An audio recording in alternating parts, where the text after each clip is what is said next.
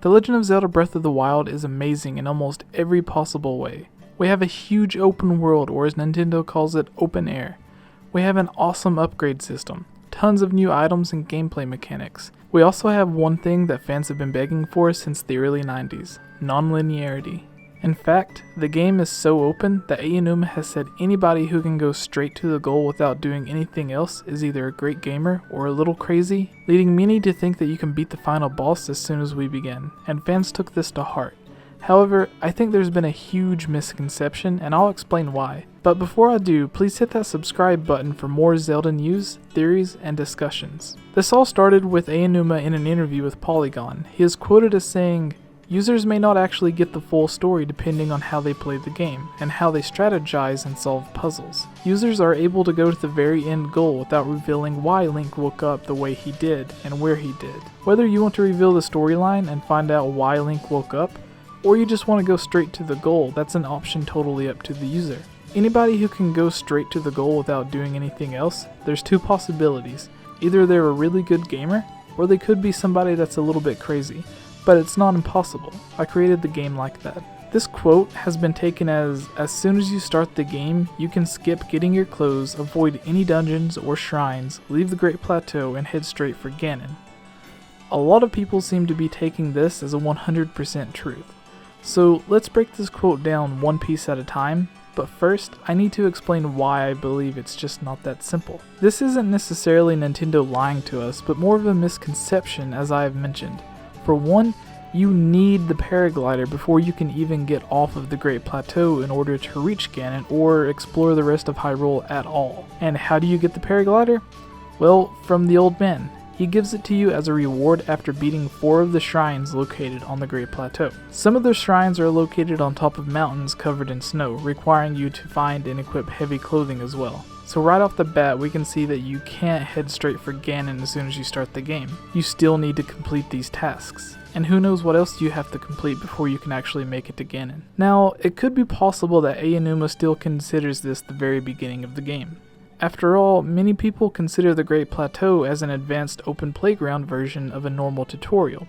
Instead of being trapped in Ordon Village like in Twilight Princess and having to do one chore after the other before you can leave for the first dungeon, in Breath of the Wild the tutorial is already a small slice of what you can expect from the full game, since in this tutorial you will be finding items, clothing, and other secrets as well as battling enemies, mini-bosses, and conquering shrines. So it is my thought that Nintendo meant that after the introduction of the Great Plateau, we will be able to find and defeat Ganon, which compared to everything else in Breath of the Wild is still very much the very beginning of the game. Maybe a simple overthought during the interview is what led to this misconception, or maybe it was Aonuma just not thinking too deeply about it. After all, at E3 you're interviewed hundreds of times about the same thing. Maybe he just answered in the simplest and fastest way he could so he could finish this interview, move on to the other interviews, and finally get some rest at his hotel. You're always trying to think of how to answer the question with as little detail and with the least amount of spoilers as possible. To take the time to thoroughly explain every detail and exactly what you mean, especially with the language barrier and things getting lost in translation, can be a tedious and difficult task, so simplifying it can be the easiest solution, but not necessarily the best to get the correct info out. But let's take it a step further and assume that you can leave the Great Plateau as soon as you start and you actually don't need the paraglider.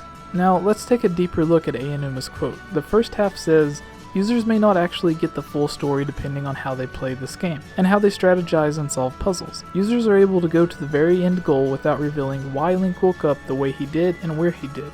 Whether you want to reveal the storyline and find out why Link woke up, or you want to just go straight to the goal, that's an option totally up to the user." What I believe Aonuma is saying here is something similar to what we've seen in Majora's Mask. That game was heavily reliant on side quests. To get the full story of the game, you had to talk to every NPC several times at several different times of the day. However, you were easily able to defeat Majora and save Termina by simply rushing to the 4 dungeons and heading for the moon. You could complete a few or as many side quests as possible and learn as little or as much of the story as you wanted. This is a bit different from recent games like Twilight Princess and Skyward Sword, where we can do a few optional side quests, but the main story is so tightly interwoven with the completion of each dungeon, you pretty much have a checklist for complete dungeon, unlock the next chapter, complete dungeon, unlock the next chapter, and it just continues. They are making Breath of the Wild more like Majora's Mask. You can skip side quests and story and just focus on completing the game. The last part of the quote is what I actually find to be the intriguing part. Anybody who can go straight to the goal without doing anything else, there's two possibilities. Either they're a really good gamer, or they could be somebody that's a little bit crazy. But it's not impossible. I created the game like that.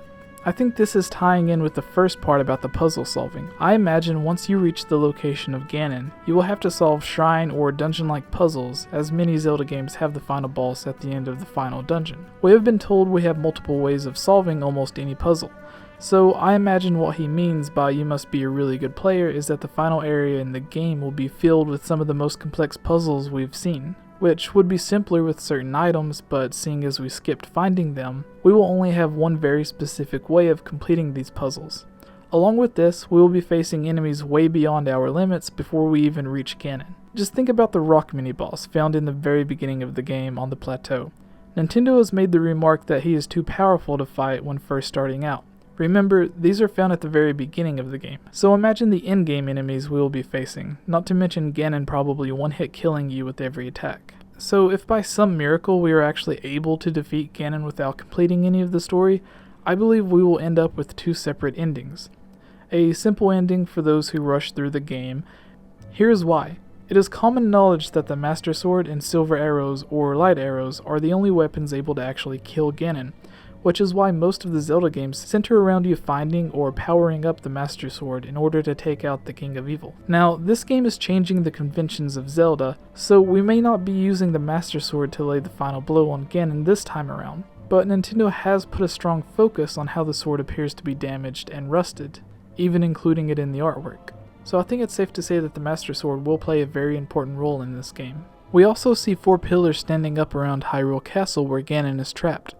It may be possible that these pillars somehow correlate with the 4 dungeons that are confirmed to be in the game. Perhaps conquering one dungeon may lower one of these pillars, weaken Ganon, or be linked to repairing the Master Sword.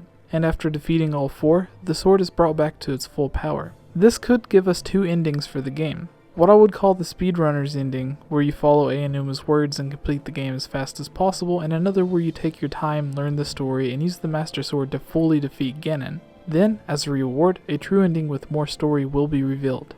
However, this is just a theory, my theory, so if you would like to see more of these, please subscribe to stay up to date on any and all Zelda news, theories, and discussions. And as always, thank you for watching.